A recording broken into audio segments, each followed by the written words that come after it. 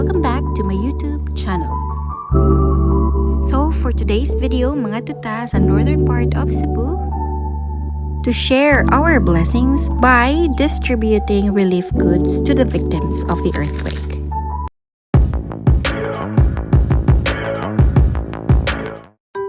This donation drive is made possible through the initiatives of Wardo's Automoto and Coffee Corner Coffee Shop, with the help from some of my friends, Ate Joyce and Angelita. Our Power Path girls also helped together with Zach and Mati. Let's begin the preparation process. We went to a supermarket to buy the items that we needed. We took the basic needs: rice, water, noodles, canned goods. We bought this much. Although daghan na sa atong pananaw no, pero kulang gihapon na dili gyud maapod-apod ang tanan. So these kids helped us in packing the goods. We have Shikina, Duchess, Zach, Mati, Gazelle, and we also have Maymay, Vera, and yours truly. At the end of the task, we were able to make 203 bundles. Dinner? Ay, si Ethan Joseph nag-help po di ay oy. Now it's time to load our goods. The following day at 4 in the morning, it's time for us to leave Pueblo de Oro and head to the north. I was with Papa waiting for Vera. So, sa Lapu-Lapu pa lang, perting mingawa sa roads. But, pag-abot sa Mandaue City, Cebu, nagsugod na ang traffic.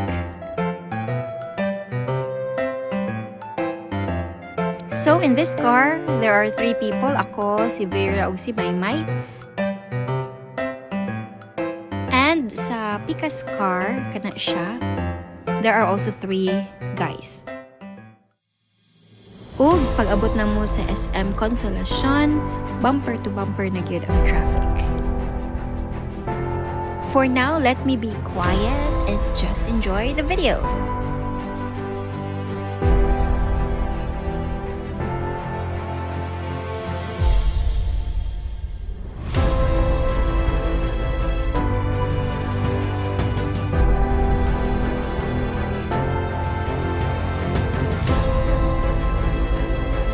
At this point, naabot kami sa Danao o gi-greet me o nindot kaayo nga sunrise.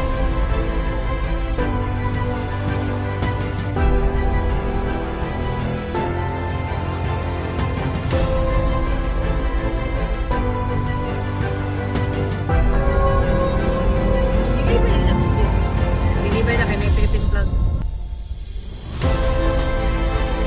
Syempre, dili na ito malimitan ang cookies kay mag-auto niya ka.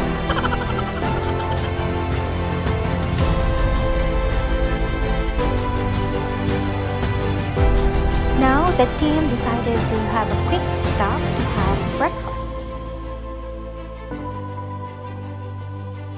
After na mahaw, balik na pud sa ruta. Moving forward, nag-build up na pud ang traffic.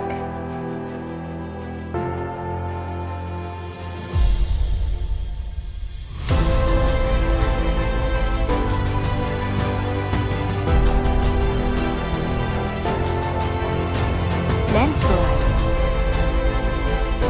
Tanaw ra gud ninyo sa katas ang mga makaingon ka na generous kaayo ang mga Cebuanos.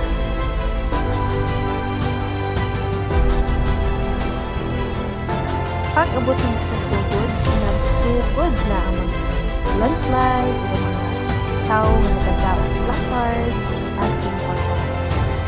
Maupo ni siya ang katong gipakita sa GMA News TV nga naglandslide sa Sogod.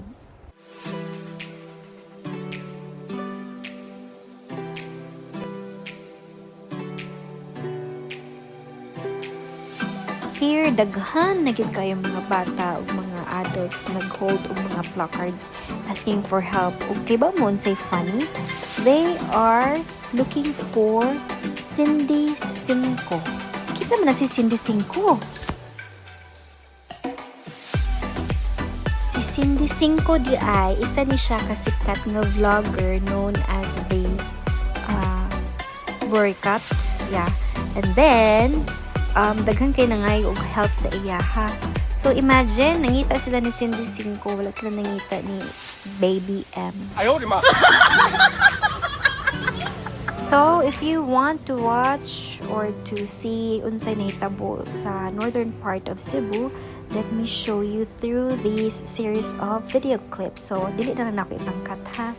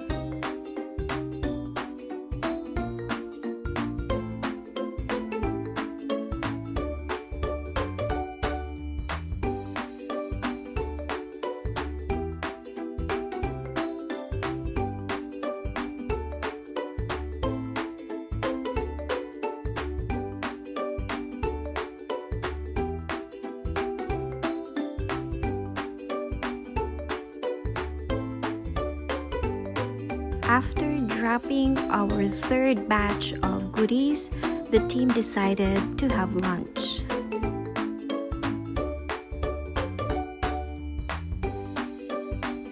After lunch, we headed back home immediately. Unfortunately, on our way back home, nagkagrabe ang traffic. It took us 10 hours to reach Mandaue City, Cebu. Grabe ang traffic, di mahulugang karayo. So, ang among dinner naana sa around 9 p.m. Perting kaguto. Battery empty na po damong mga phone, so wala na lang yung videos. Sorry. Thank you so much for watching. Like and subscribe.